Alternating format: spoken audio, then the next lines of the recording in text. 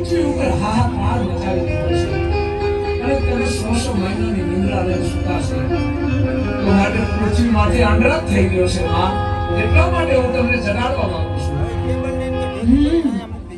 એમ વાત છે અમલ્યા રાક્ષસની એટલી હિંમત કે ઘોડા માણસોને રંજાડે પૃથ્વી પર એણે મચાવેલા આતંકનો હું પણ અંત કરીશ